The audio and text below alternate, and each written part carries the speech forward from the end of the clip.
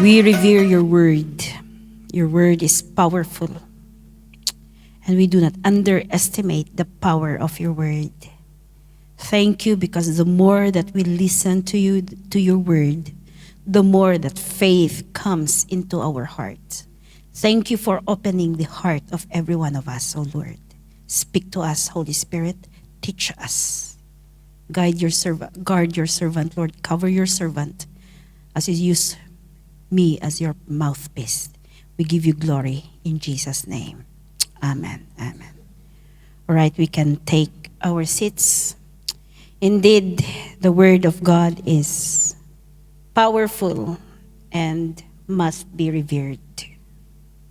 Must, reverence means deep respect. This word is alive. This word is the very word of God. Amen po ba? So as we listen to the word of God, let us allow our spirit, allow our mind to absorb His very word. And it brings life. It brings healing. It brings restoration. It brings revival. And, yeah. Anyways, sino po dito ang gustong mamuhay na stress-free? Sino ba naman ang hindi gusto ng stress? Sino ba naman ang may gusto ng stress? Our lesson. Do you know that we can be stress-free?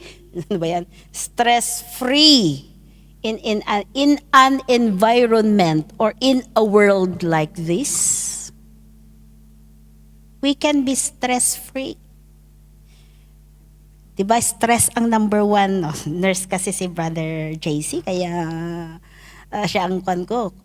Stress ang number one, si Sister Dana. Stress ang number one cause ng mga diseases ngayon. Mga cancer. Alam niyo ba na cancer na si Prime Minister Netanyahu?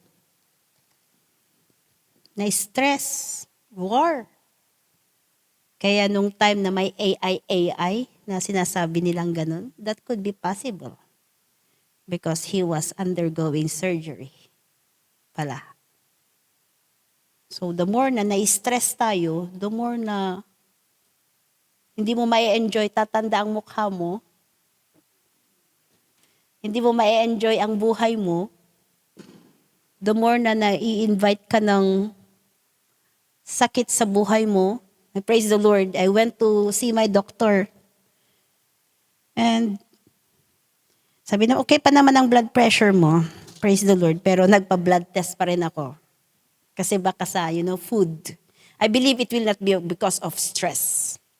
Careful with the food we partake as well. Di ba kapag nai-stress, lamon ng lamon, minsan. Or iba naman, yung nai-stress, hindi lalamon. Iba-iba po tayo ng, anong tawag doon? Stress coping mechanism. But there is a healthy and a godly way of working out, dealing with stress. Because stress is a daily issue of life. We know that. But how we cannot avoid stress source. We cannot avoid stress source. But how we deal with stress makes the difference. My title for today is Learning How to Shift from Your Natural Man to Your Spiritual Man. Shifting from your natural man to your spiritual man. In 1 Thessalonians chapter 5 verse 23, we will see how to incorporate yung stress na sinasabi ko dito sa topic natin ngayon. 1 Thessalonians chapter 5 verse 23. 23. All right. May God Himself, the God we are serving is the God of peace. Tingnan nyo, that alone is a very powerful message. sanctify you through and through, from glory to glory, as you go through and through, deeper and deeper, as our hearts, yung our hearts natin, may covering din yan, layer din yan. As we allow ourselves to, as we allow our hearts, that the Lord minister into our hearts, the word sanctifies. As we hear the word, as we study the word, nasasanctify yung puso natin deeper ng deeper ng deeper. May your whole spirit, soul, and body be kept blameless at the coming of our Lord Jesus Christ. So that second sentence means that we have a spirit, soul, and body. We are a human being is composed of a spirit, soul, and body. And in John chapter 3, verse 6, John chapter 3, verse 6, flesh gives birth to flesh, but the spirit gives birth to spirit. Flesh, the body, ito flesh, gives birth to flesh. But the spirit, the spirit of God gives birth to a spirit.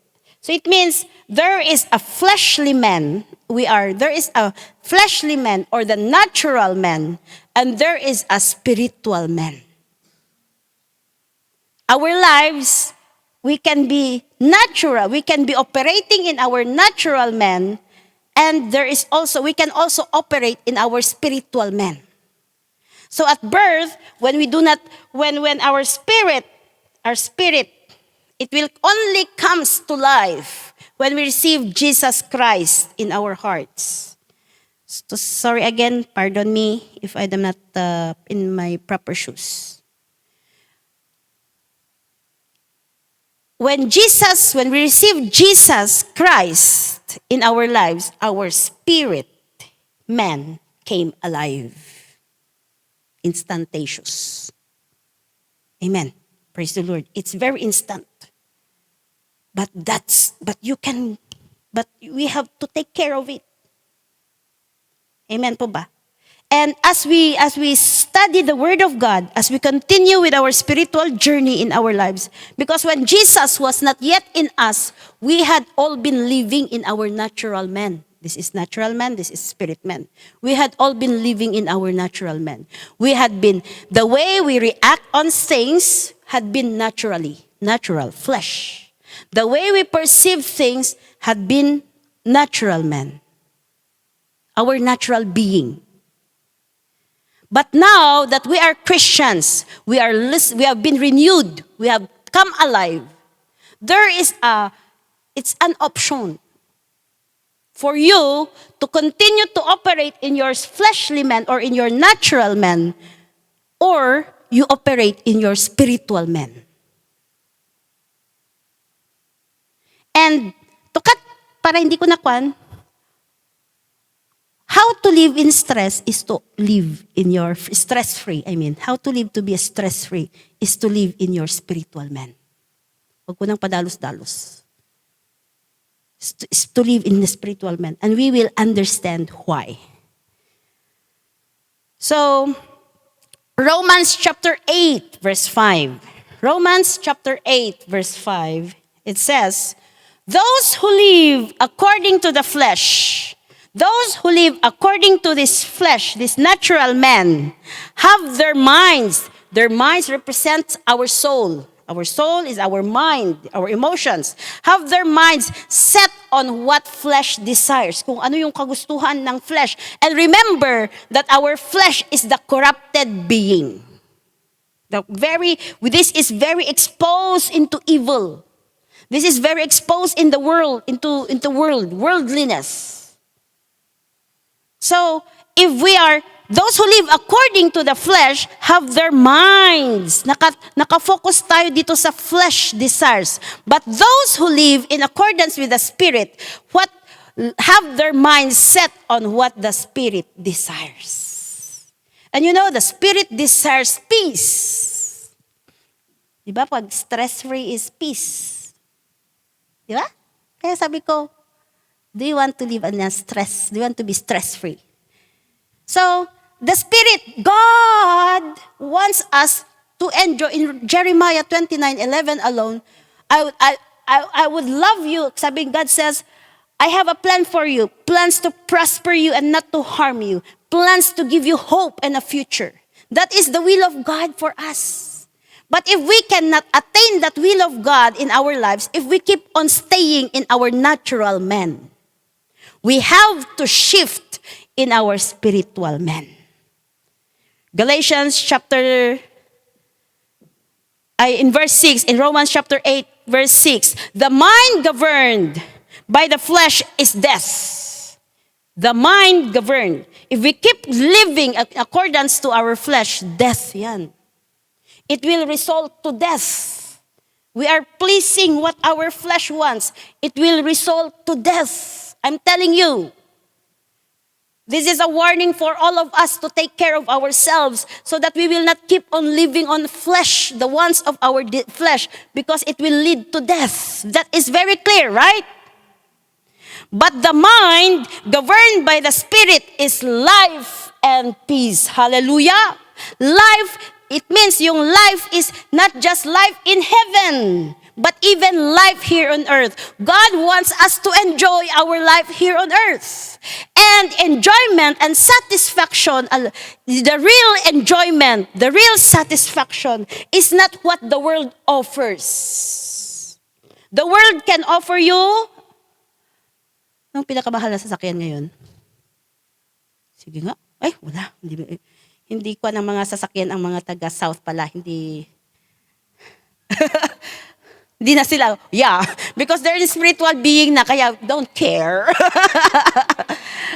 The offer of the world is yung magandang bahay, magandang lahat na one. But sabi niya nawala ako dun Spirit, yung life, is life na sinasabi ko is life that there is contentment. There is satisfaction. Aanhin mo naman. Di ba meron yung, nanood din naman ako ng Reels. Sabi niya sa Reels, anong mayaman ka nga pero wala kang peace. Napanood niyo ba yung Reels na yon? Yung, what do you choose? Mayaman na walang Reels? Or yung poor pero walang Reels. Mayaman na walang joy? Or yung mahirap na walang joy? Mahirap pero may joy. Nakita niyo ba yung Reels na yon? I'm not promoting us on to keep watching Reels. Pero nakita ko yon. And, hindi kayo makarelate. Yung dun sa mayaman daw, lahat binibigay. Pero kahit Hermes na yung binigay na bag, yung wife daw, ganon. Pero yung mahirap daw na kahit Kohl's bag na lang is, yay! May satisfaction. That is life. That is the real meaning of life. There is satisfaction. Aanhin mo naman ang meron ka lahat, pero hindi ka nasasat. Pag uwi mo, nakatambak lahat ang mga Hermes bag mo dun. Pero inside you, there is emptiness. Inside you, there is hole na parang may hinahanap ka pa. Sige, mag-shopping ka pa ulit ng Hermes bag. And then, masaya ng konti, pero nag-e-end. Diba? Pag nagsha-shopping ang mga babae, pag na-stress sila, parang, window shopping lang pala. Pero parang nare-release. Pero pag uwi nila, nandun na naman. Hindi na satisfy. There is no contentment in the heart. But the mind governed by the Spirit is life and peace. So which one do you prefer? The mind governed by the flesh is hostile to God. The enemy, he does not agree to God. He doesn't accept the ways of God. Hostility to God is you do not accept the ways of God. We will understand that later. It does not submit to God's law, nor can it do so. Those who are in the realm of the flesh, if you keep on living in your natural man, in your fleshly man, you cannot please God. It says there, very clear. Amen po ba? Galatians chapter 6, verse 8. For the one who sows to please his flesh. From the flesh will reap destruction. Ando na ba tayo?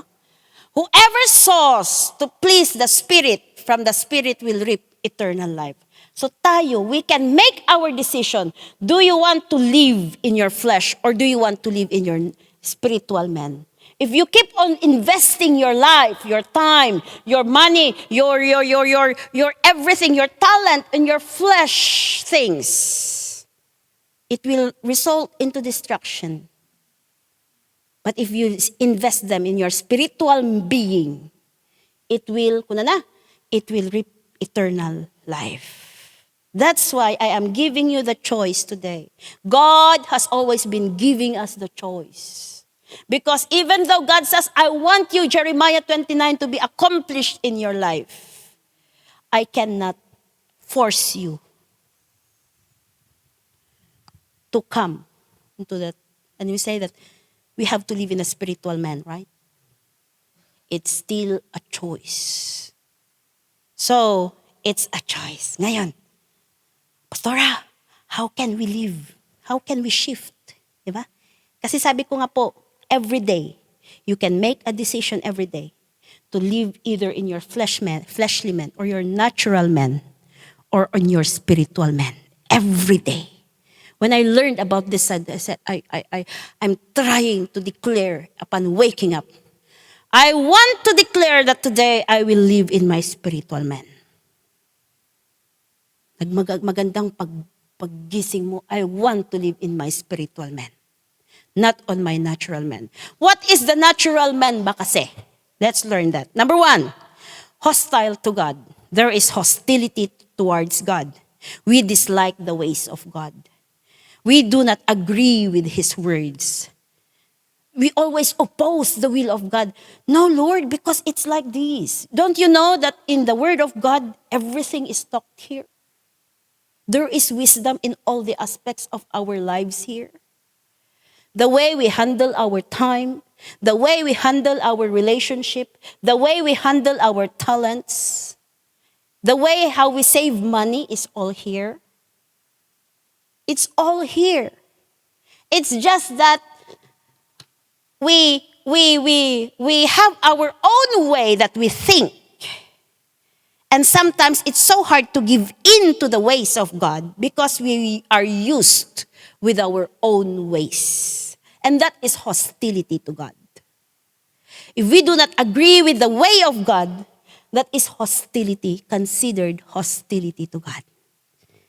Pride, don't you know that pride hardens our heart towards the ways of God? Pride. God, we say, not my way, in my way, Lord, not yours.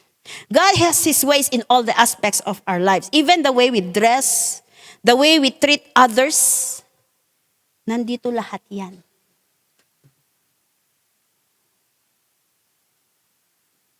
Sometimes yung human right natin, it comes against the Word of God. Sabi mo, I have the right to be hurt. I have the right not to forgive because ang ginawa mo sa akin ay binaboy mo talaga ako. Hindi ka, yung tawag doon? Hindi ka tanggap-tanggap ang ginawa mo sa akin. So I have the right not to forgive you. You can say that is your human right because you were mistreated. You were abused when you were young. But ano yung way of God? Way of God is forgive. You can insist what you think. What you think that is right. But I'm telling you, the more you become hostile to God, the more your load is heavier. The more your life is becoming like you can make a facade that you are happy. But be honest when you come into an honesty.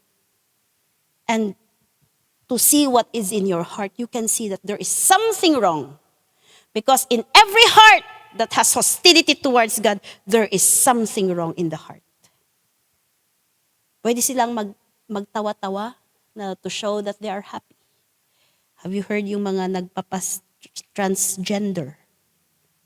At the end, they could be happy now. But actually, many accepted has already testified that deep inside them there is emptiness. So let's not be, parang, kaya nga very, you keep on relying your happiness on what you see. Especially on social media. Because you do not know what's really happening. Maraming mga vloggers na they show a very perfect marriage. But at the end, naghiwalay sila. Nakanganga yung mga followers nila. You see, they are putting their trust on what they see in the natural man. Pride is dangerous. We can fall from our position because of pride.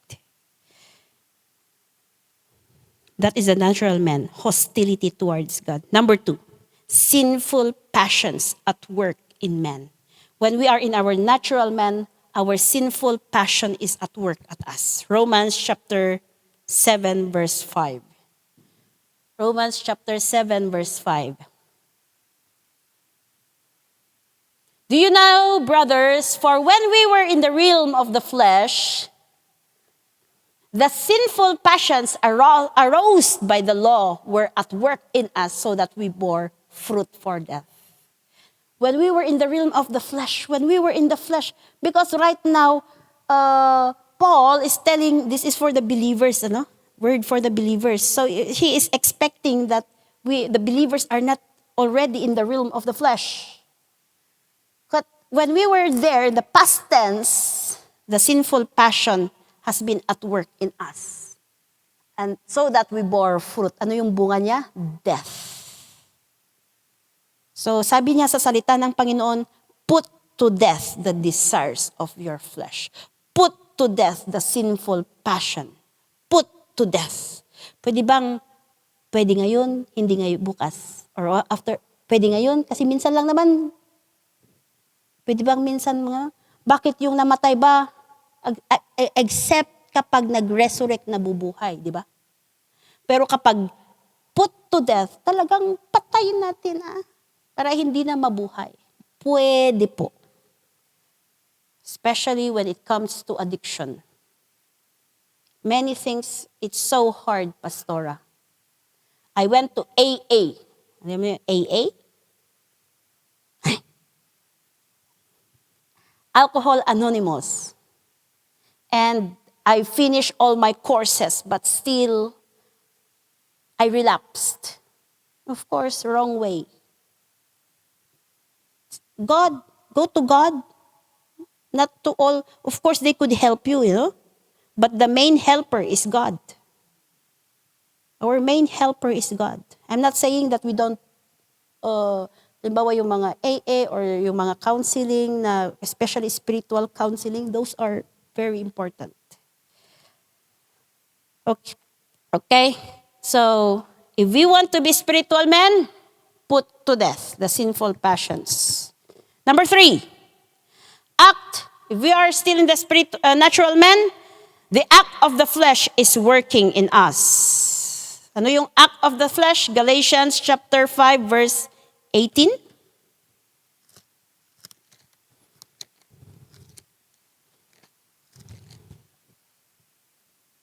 19.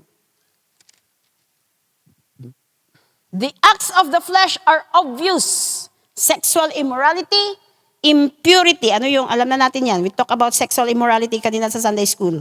Impurity. Impurity means unholiness. Unholiness in our actions, in our thoughts. Kaya bantayan natin yung mga pag-iisip natin. Unholiness, having wrong relationships. You are, alam na natin yan, yung mga wrong relationships. Even unholiness with our words, our mouth. Kaya wala na po tayong, wag na tayong mag-bad words. Amen po ba? Even sa workplace, nagba-bad words sila. No more bad words. We have to be careful. And yun yung mga unholiness, impurities. No pa, debauchery. Sabi niya dito, debauchery is uncontrolled indulgence to sex. Hindi lang sa sex, sa food, sa partying. No self-control anymore. Even sa married couple, it's okay. Sex is good, but if it's uncontrolled, that is debauchery. There is a proper timing for everything. There's a proper way of everything. Praise the Lord at nakapag-asawa ako, kaya I can... Nung dalaga ako, medyo naiya akong mag-talk about like this. Pero pala, once na nag-asawa ka na, ba't parang nawawala yung hiya-hiya mo? Praise the Lord. God has His way. Idolatry. Anything that takes place. The place of God in our heart. It could be your wife. It could be your husband. It could be your career. It could be your work. That is idolatry. Anything or anyone. God hates idolatry. God really hates idolatry. So it's always nice to check our hearts. Lord, I allow my heart to be operated by you. Expose if I have idols in my life. And lay it all down. Who is your idol? And what is your idol? Don't let it pass. Now you heard idolatry and you don't do anything about it. Because sometimes we think we are in the church, but actually we are idoling someone or idoling something. Witchcraft. Don't you know that yoga is part of witchcraft? Yoga because you want to rest your mind. That is peace. Why not run to the Prince of Peace? Who is the Prince of Peace? Jesus. Jesus is the Prince of Peace. Jesus is the Prince of Peace. If you want peace, hallelujah, we already have Him. Diba? Hatred. Ayun, sinusundan niya ako, no? Hatred. You know, hatred starts from offense. Simple offense. That is a very small hole. And if we do not know how to deal with it, it can become a big hole until it become a hatred, until it become bitterness. You know, it's so hard to be very bitter. When you are very bitter, very hard na po yung puso mo. Kapag I experienced this toward my aunt. I was so bitter towards my aunt. And she was my pastor at that time. And when she was speaking, preaching, I would be there like, salita ka ng salita ng ganyan. Very bitter. But it started with the offense between magkakapatid. Lima mo ako maminsan mga magkakapatid. Tapos yung nanay ko, grabing sinasabi niya yung sakit ng, kaya careful tayo parents kung ano yung sinasabi natin sa mga anak natin. She was telling me her bitterness, her offense towards my aunt. And then, dati, nire-respeto ko yung aunt ko kasi talagang she discipled me. But then, to become a Christian, she was the one who really discipled me to become a Christian. But then, when I kept hearing what my mom was telling me, biglang di ko na mamalayan, naging ganun na ako sa tita ko. It starts from very small hole that I entertained in my mind till it become big to eat me, eat my heart. You know? This one, if we do not know how to shift this one into a spiritual man, kaya nga maganda. It will eat us. It will eat us. Hatred. Wounds in the heart. When you are wounded, when you are offended, even simple things. Uray kahit tumaas yung boses ng asawa mo at naramdaman mong nasaktan ka, kahit wala siyang ibig sabihin, tapos tumaas lang at naramdaman mong nasaktan ka, I forgive you, DJ. Sabihin mo kaagad, I forgive you. Rather than kasi small offense, yung konti-konti na yan, Ay na, grabing paglalaro I'm telling you because I've been there. Grabing paglalaro ng demonyo sa utak natin. Ang daming, tingnan mo, tumaas yung boses niya sa'yo kasi taasan mo rin yung boses niya You know, I have asked. Pero later, I will give a testimony on that. Very, very good testimony. Discord, lack of harmony, bringing strife, division, and conflict. Discord, lack of harmony. There is no unity. Magkapareha sila dito ng iba. Jealousy. Alam niyo ba ang difference ng jealousy versus envy? Jealousy is a reaction of losing something.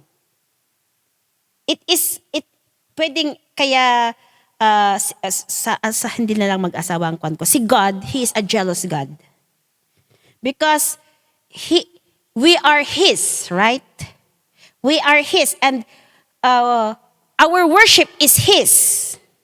But if we give our worship to someone we idol, He becomes jealous. Because that is His right. It is His. Itong mag-asawa na to, you have the right to become a jealous because Brother DJ is your husband.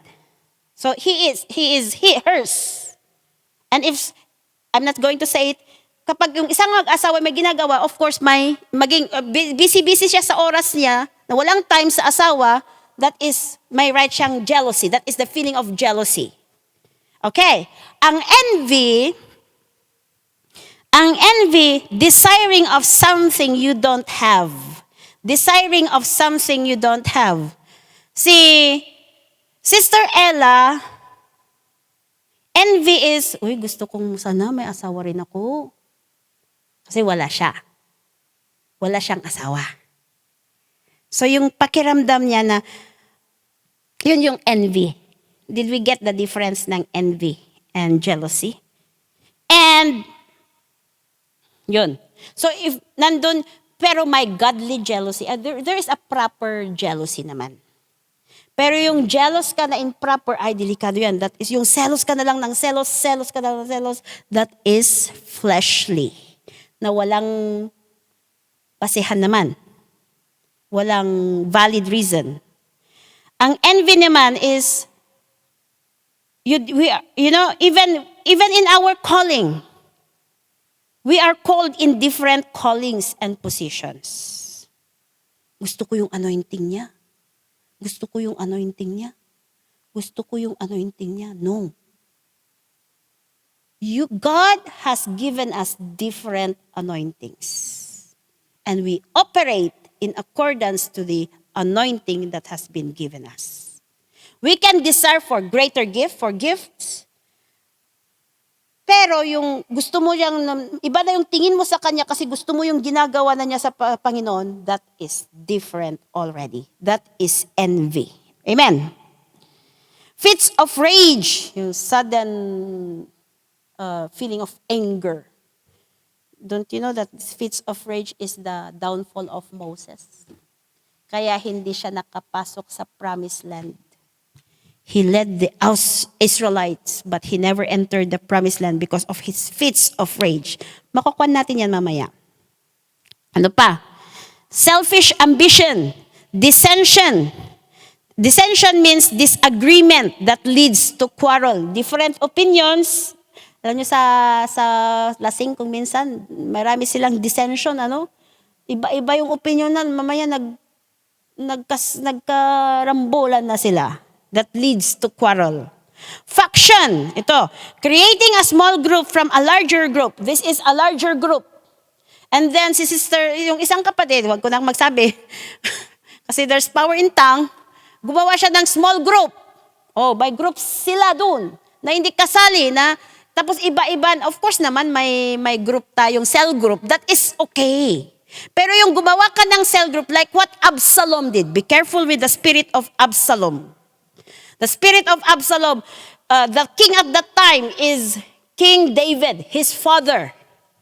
But then Absalom has a very evil there's something wrong in his heart.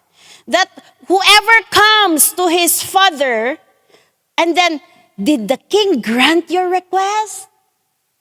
Sabi nung no. If I were the king, I will grant your request. O di nasaya siya, pleasing to the ears. And then, sige, sayon. Isa na naman, did the king grant your request? No. If I were the king, I will do this so that you will be like this. That is faction, creating a small group. Kaya careful tayo dyan. That is the spirit of Absalom. Spirit of Absalom. Yung hindi mo nagustuhan yung gusto ni sinabi ni Sister Rosa, and then you want to lead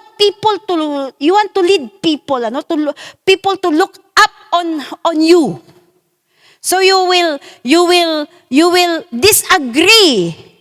Halimbawa, grabe yung kunwari let's make it practical here. Grabe si pastor, hindi niya kami pinayagang bumili ng music instruments. Tapos sasabihin, oo nga, dapat si Juan ang ginawa natin na bumili tayo. Kung ako siguro ang in charge sa finance, sasabihin kong bibigay, sige, bili tayo. That is creating faction.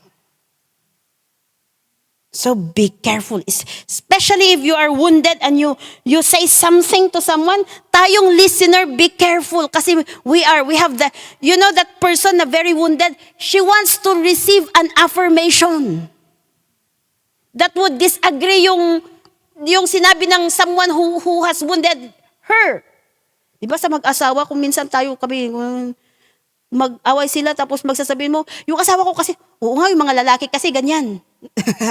Ganun pa tayo. So the more na na-further yung away, that is faction. Alright. So, because of what Absalom did, some decided to follow Absalom. And some decided to remain faithful to King David, which puts David into running from the palace, but cost the life of Absalom. Remember, everything that is not right in the eyes of God that has started, maybe first year, it looks nice. It's okay. But at the end, it will come into crumble. Remember Absalom? He after Absalom did that, he took over the palace. And he slept with all the concubines of King David. But look what happened. So everything, I took over the kingship. I took over the palace. But what happened to Absalom after that? He was killed. So nga, careful.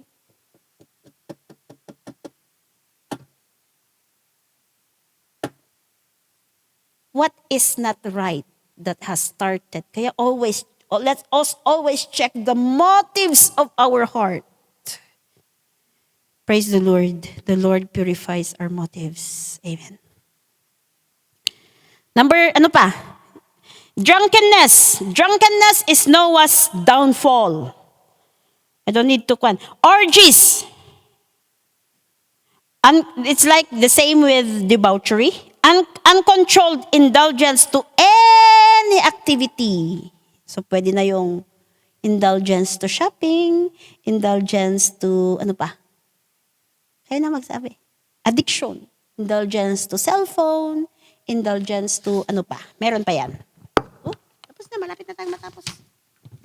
Pa yung natural man? Self-righteousness. Job's downfall. Complaining and murmuring. That is natural man. This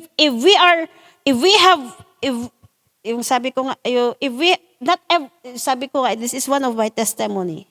Not everything that I said to Pastor Julie or Bishop has been granted. And there was one time I feel nga dapat ganito yun. Pero I instead of me to murmur, I kept quiet and sabi ko, Lord, I sought God. And praise the Lord, nag-grant yung request ko finally. That is shifting in your spiritual man. Our natural man, we cannot keep still. Yung parang busy ang mind natin, that is natural man. Okay, let's go to spiritual man. Ano yung ibig sabihin ng spiritual man? The Holy Spirit is leading our lives. The Holy Spirit, mas pinipili nating to live in accordance to what the Holy Spirit wants, in accordance to the will of God. So we have the fruit of the Holy Spirit in us, in Galatians chapter 20, 5 verse 20. Tingnan nga natin yun. Galatians chapter 5 verse 20. Ay, 21. Or baka 22. Galatians chapter 5 verse 22. But the fruit of the Spirit is love. So when we are overflowing with love, we are operating with peace. We live our lives with peace, forbearance, kindness, goodness, faithfulness. Ano pa yan? Keep going. Gentleness and self-control. Those are the fruit of the Spirit. It means we are living in our spiritual man. Alright. Ano pa? When you are in your spiritual man, you have put the deeds of darkness. Romans chapter 8 verse 13. Sabi niya dito, Romans chapter 8 verse 13.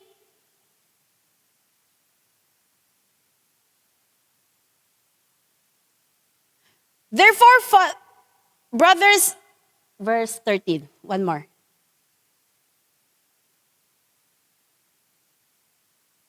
And 13, 1-3. Oh. Okay. For if you live according to the flesh, you will die. But if the Spirit, you put to death the misdeeds. You see? You put to death the misdeeds of the body. You will live. So that is the spiritual man. Ano pa? What does it mean to be in the spiritual man? There is the overflowing presence of God. When we have the overflowing presence of God, have you noticed in the presence of the Lord, there is satisfaction, there is contentment, there is the conviction of the Holy Spirit, there is unity. That is the overflowing presence of God. Ano pa? When we are in the spiritual man, we learn how to be still. Kahit may stress yan, kahit, praise the Lord. I was just reminded kasi sometimes, ano ang stressors natin is a bill, di ba? And my account become negative. Negative.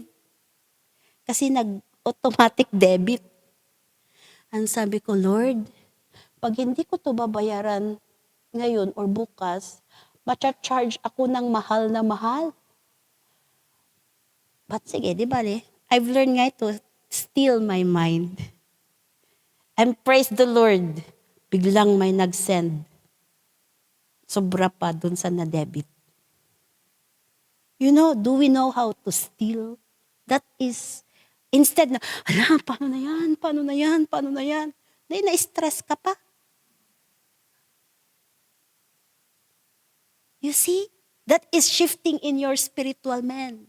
Huwag kang may stress na, my bill, my tuition fee, Lord, how can I steal? How can I shift? Kai-stress mo. Baka ano nang nangyari? Baka hindi na, baka masyado na akong matandang tingnan. Amen. Do we know how to be still? Know how to be still. You have an incoming interview tomorrow. Know how to be still.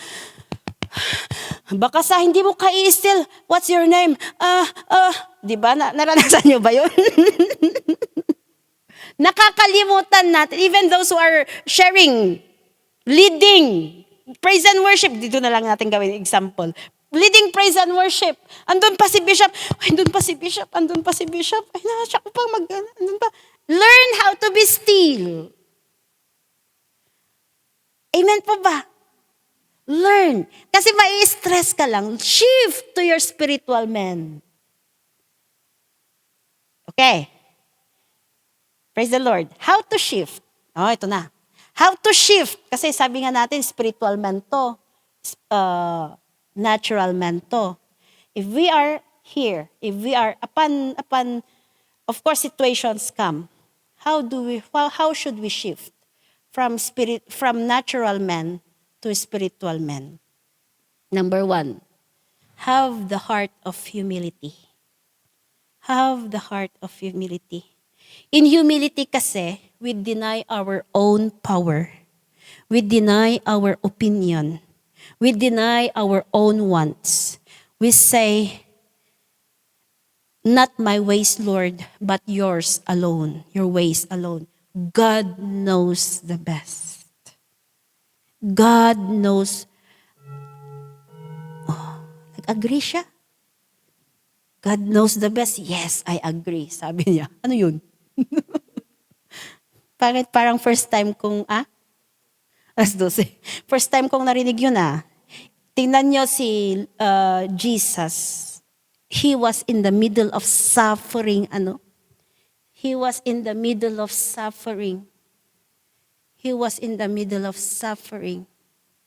But still, too much suffering na hindi natin na-experience. But still, in Luke chapter 22, verse 42, he says, not my will, but yours be done. If nag-ala-alanganin siya, no, Lord, natatakot ako, pero sige na nga. Baka kapag nakita na niya, remember, Jesus was human at that time. Pag nakita na niya yung cross, nakita niya yung, pako, nakita niya yung pako, baka umatras siya. But because in humility, sinet na niya yung mind niya, Lord, not my will, but yours be done. When we are, sometimes, when we are being corrected, when we are being taught, parang we are being taught by someone, sometimes we insist what we know.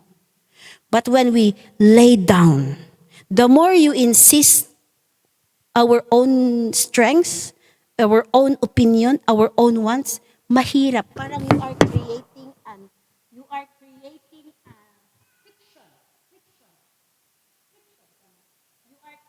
a fiction for you to climb.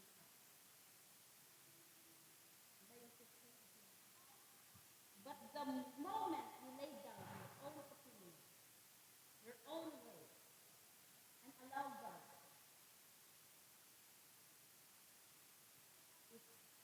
pwedeng first medyo magbatalyo yung human. But you decide to be spiritual, right? So you let go of the retaliation of the other person. That retaliation, if you are really humble enough, hindi mo yan mararamdaman ng mararamdaman ng matagal. God heals because He knows your humility. But the more that you insist what you know and what you want, ay mahirap. Gasgasan yan, mas malaking sakitan yan. It talks about in relationship din sa marriage. Diba? Wala na. Napunta na yung isang araw na hindi kayo nag-uusap. Nai-stress ka na. Nasasaktan yung puso mo. Nandun ka sa gilid na nagmumukmuk na umiiyak. Hindi mo na-enjoy yung buhay mo. Stress ka.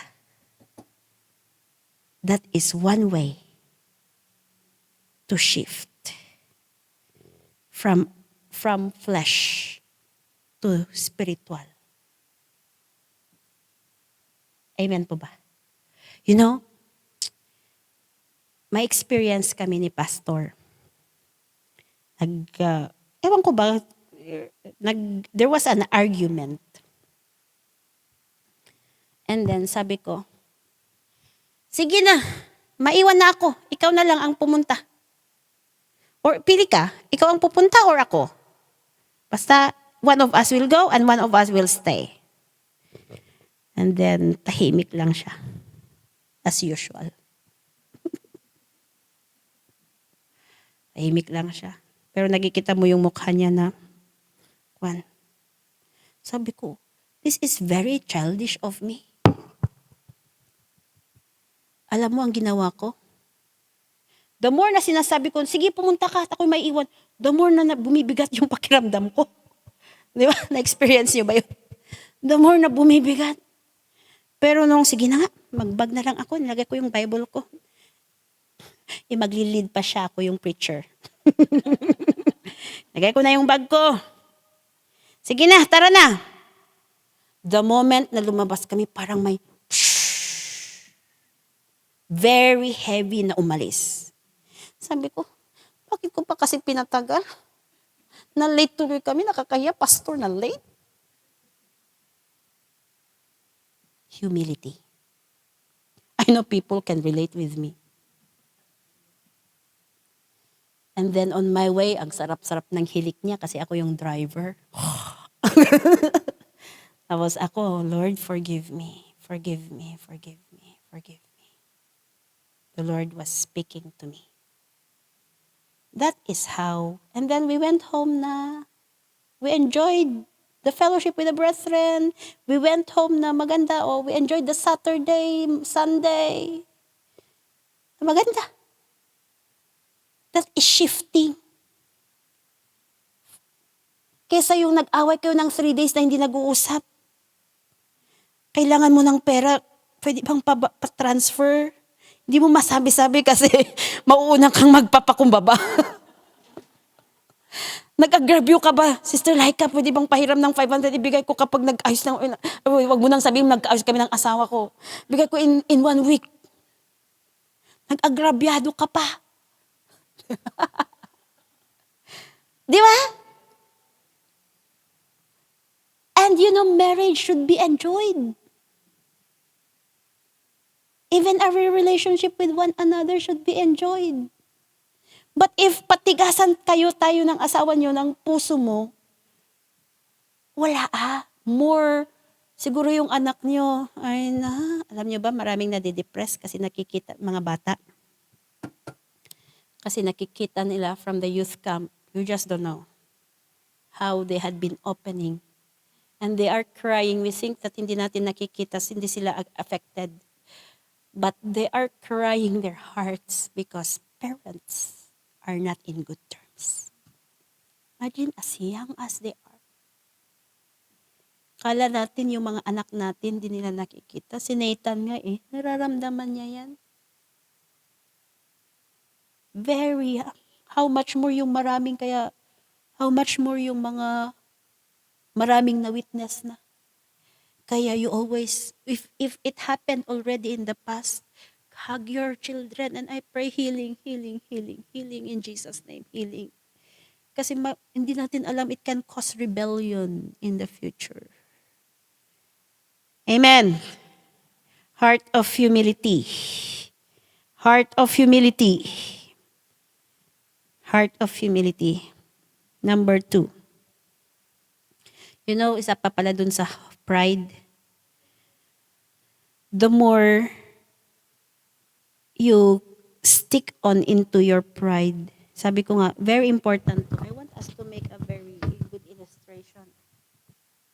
If there's an issue in your family, something situation to be market, something food. But the more you entertain pride, ang laki ng kalaki. Mamaya, nagsumbatan tayo, kalabasan mo ng mga nakaraan.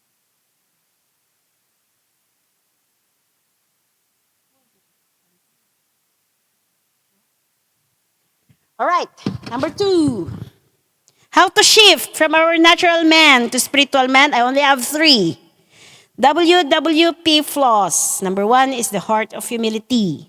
Number 2 is WWP flaws. Ano yung WWP flaws? This is very common. Word, worship, prayer, fellowship, love, obedience, sacrifice, service.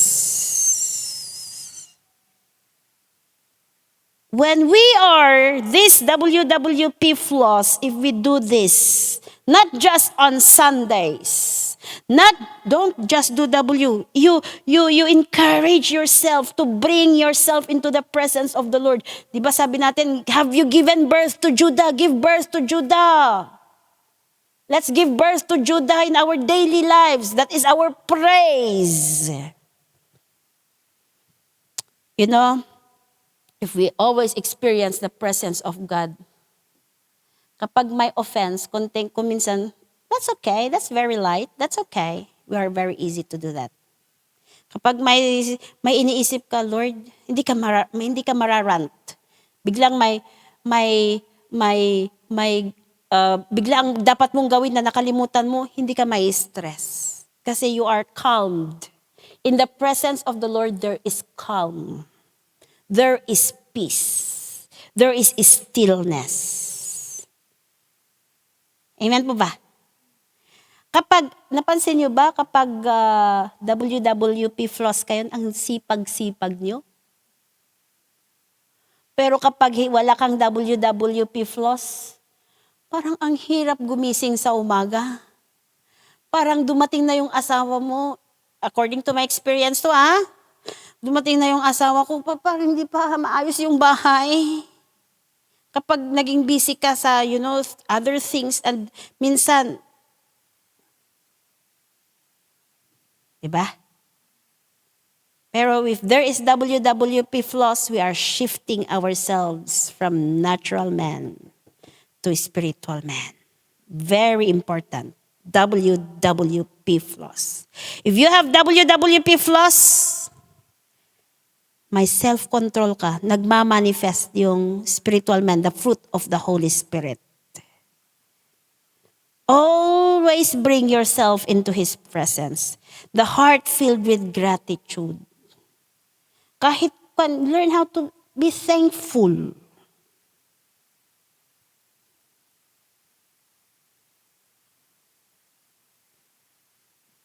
Sabi ko, recently, ewan ko ba? Sabi ko, wala akong pang-crudo papunta dito ngayon. Kahapon.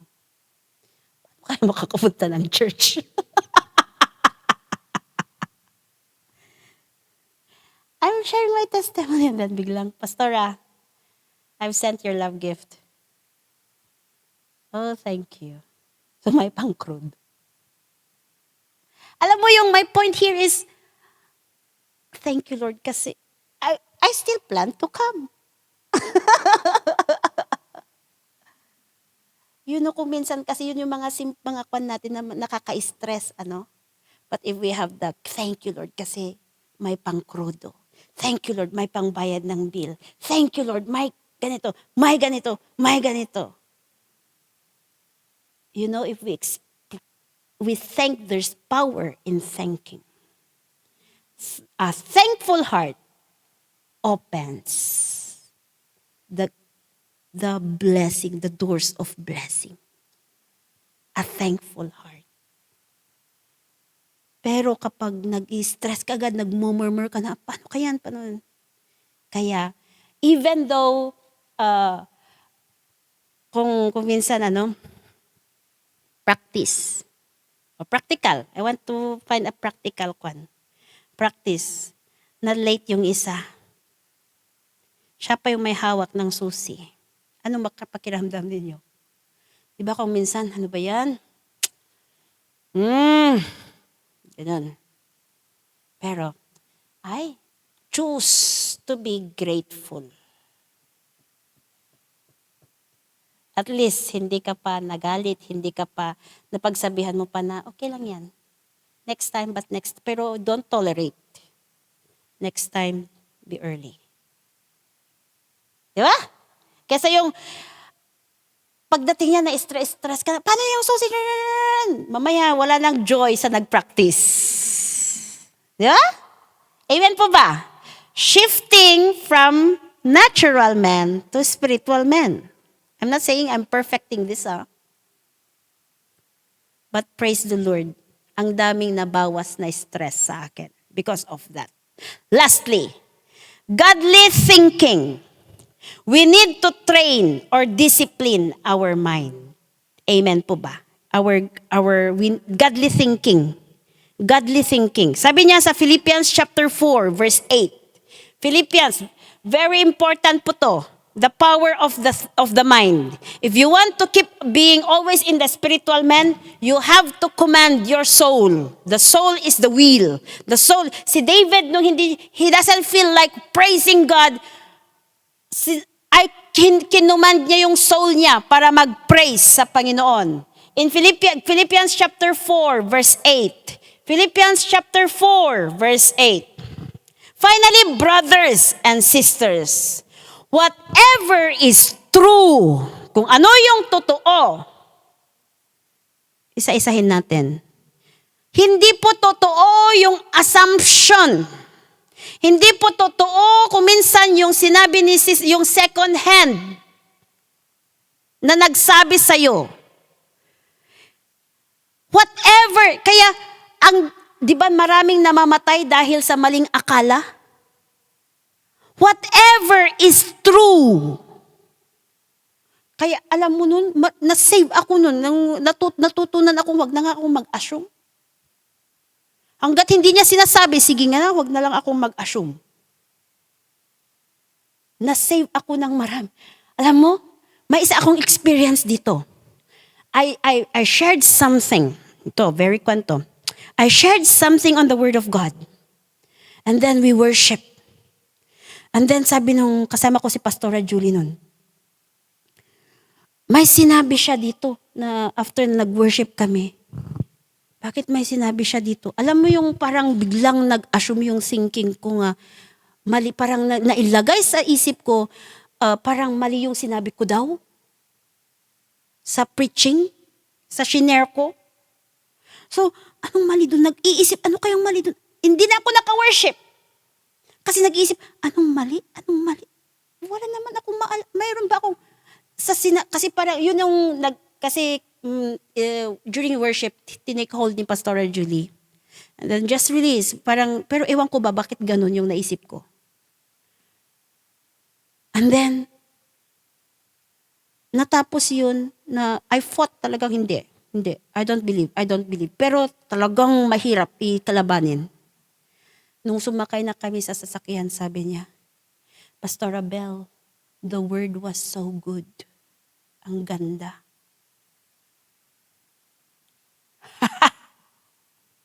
At I wasted my time na nag-a-assume. Di ba? Did you get my point? Kaya don't entertain assumption. Whatever is, kaya very important po ito for 8. Finally, brothers and sisters, whatever is true, make sure it is true first before you, okay, let's deal with that then, if that's the truth. Pero kapag hindi siya truean, hindi kasi ang dami-daming lies. You know, the moment you are offended, sabi ko, may mali ba? Ang daming words. The moment we entertain the assumption, yung kwan ng Satan, maglalagay yan ng, he will interject. Satan interjects words or thinking in our thoughts. And when he knows our reaction, that we are entertaining it. And when he sees that we are entertaining it, ay, dire-diretso na yan. Pana ng marami. Hindi titigil yan hanggat hindi mo sinabing tumigil ka na. Hindi ako naniniwala sa'yo. Diretso yan. Mamaya nasira na. Diba? Whatever is true, whatever is noble, whatever is right, whatever is noble, whatever is pure, whatever is right, kung ano yung tama. Think about such things. Whatever is pure, whatever is lovely, whatever is admirable. If anything,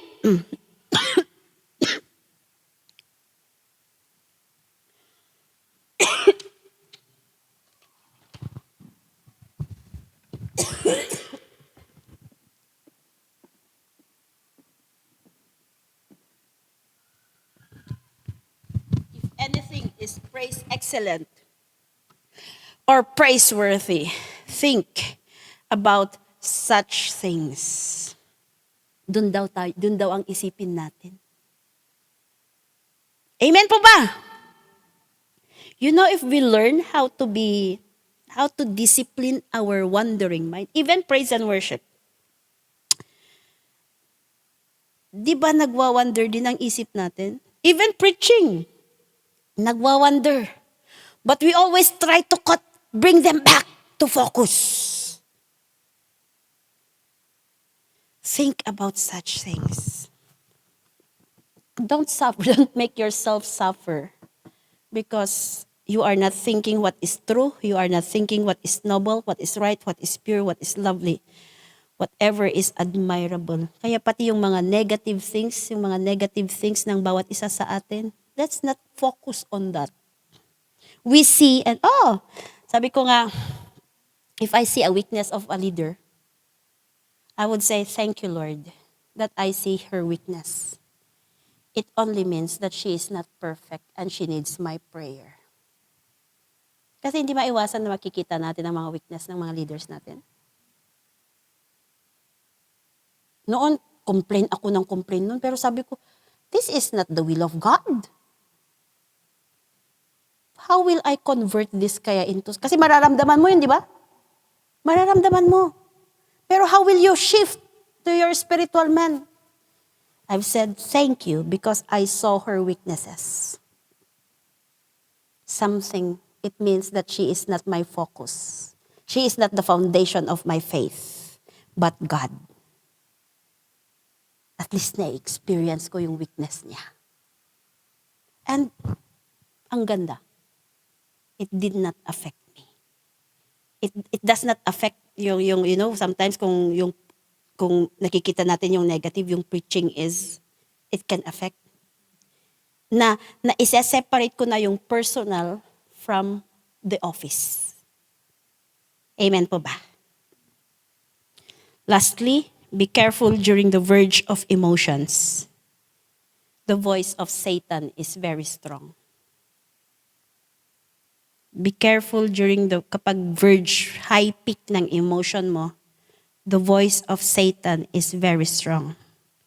And if you need to go to people asking for advice because of your emotion, make sure to go to someone who will not agree on what you feel, but someone who will correct you, someone who can rebuke you. But the best person to run to is God. Don't go to someone, maganda yung, magandang pala yung someone who can correct you. Go to someone who can correct you. Amen po ba?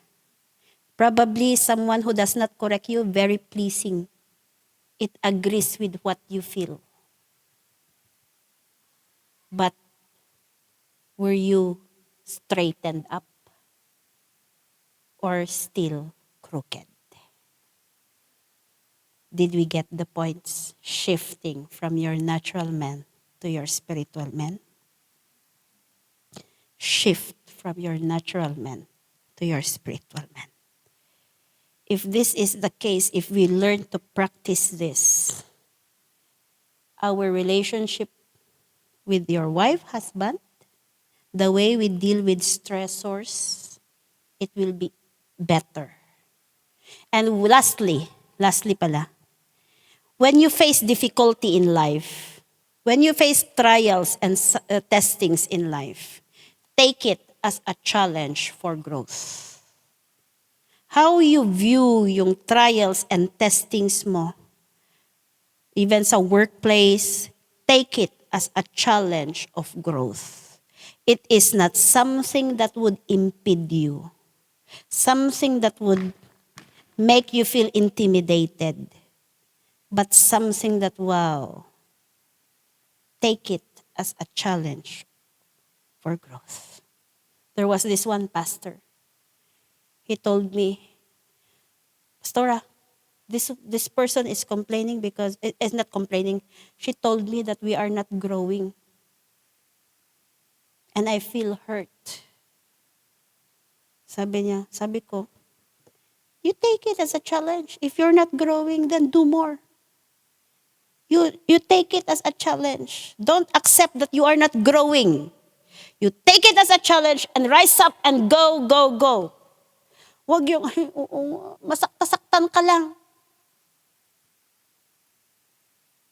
If you are diagnosed with something in the, halimbawa, kung may, in the doctor, ay may hypertension ka. Wag mo nang i-feel na may hypertension ka na. I resist this diagnosis. Pero when you resist the diagnosis, hindi naman yung pwedeng kain ng taba, ng salt. I resist the diagnosis. Pero sige na nga, yung ang sarap kasi ng pinikpikan ni Brother Jennard na may inasin. Parang you contradict your faith. Faith should come with action, right? Tapos maraming juice pang binigay si Brother Joe Marie na may kwan ka pa, may diabetes ka pa, tapos yung juice ni Brother Joe Marie na gustong-gusto natin. Inom ka naman ng inom, may option ka namang hindi. Tapos sabihin natin, I resist the diagnosis. Sabi mo, yes, I have it now, but I don't like to accept it. And then, goes with discipline. Amen po ba? All our challenges in life, accept it as a challenge of growth. As a ladder of growth. Ladder of pagka-mold natin para maging matured pa tayo. Amen po ba? So, let's learn to shift from our natural man to our spiritual man. Learn to shift from natural man to spiritual man. Is it clear? Okay, let us all rise and let us pray.